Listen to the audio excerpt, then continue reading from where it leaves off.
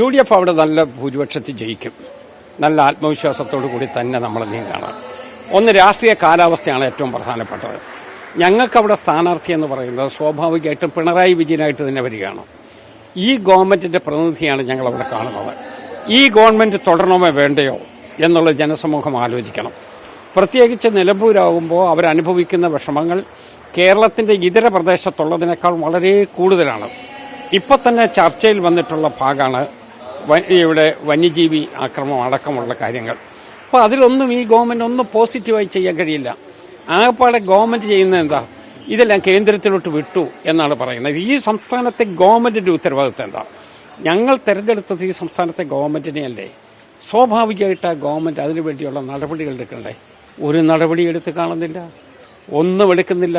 അവർ വളരെ ഇവരെ കയ്യും കെട്ടി കാത്തിരിക്കുന്ന ഒരു കാഴ്ചക്കാരായിട്ട് നിൽക്കുകയാണ്. അങ്ങനത്തുള്ളൊരു കാലാവസ്ഥയെക്കുറിച്ചല്ല നമ്മൾ ആലോചിക്കുന്നത്. നമ്മൾ ആലോചിക്കുന്ന കേരളത്തിലെ ജനങ്ങളുടെ പ്രശ്നങ്ങൾ പരിഹരിക്കാൻ പറ്റുന്നതായിരിക്കാം.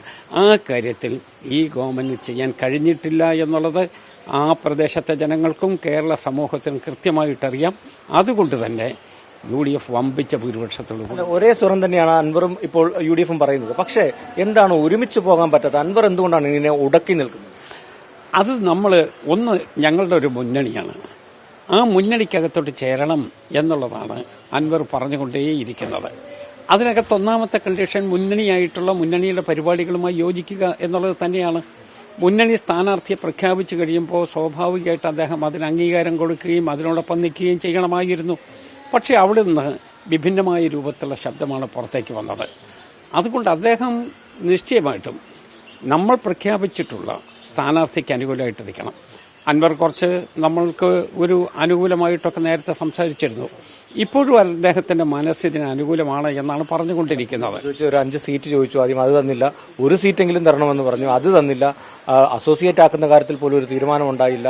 അപ്പോൾ ഇങ്ങനെയുള്ള കാര്യങ്ങളൊക്കെ നിൽക്കുന്നു. അപ്പോൾ തന്നെ സതീശന്റെ UDFലേക്ക് ഇല്ലെന്ന് അദ്ദേഹം ഇപ്പോൾ അതല്ല, സീറ്റ് വിഭജനത്തെക്കുറിച്ച് അദ്ദേഹം തീരുമാനിച്ചോ എങ്കിലേ 5 സീറ്റോ 6 സീറ്റോ 4 സീറ്റോ 3 സീറ്റോ ഒന്ന് തീരുമാനിക്കാൻ പറ്റുക.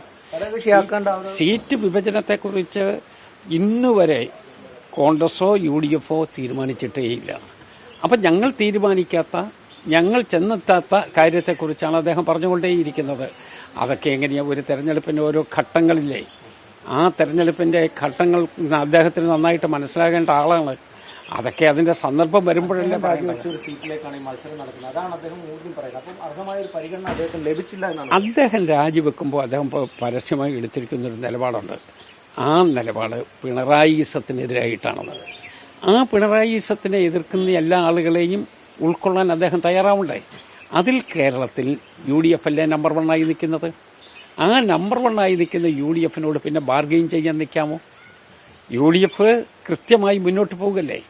അദ്ദേഹം പറയുന്ന കാര്യങ്ങളിൽ പൂർണ്ണമായി അദ്ദേഹം യോജിക്കുന്നെങ്കിൽ പിണറായിസത്തിനെ എതിർക്കുന്ന വോട്ടുകളിൽ ഭിന്നതയുണ്ടാക്കാൻ അദ്ദേഹം ശ്രമിക്കരുത്.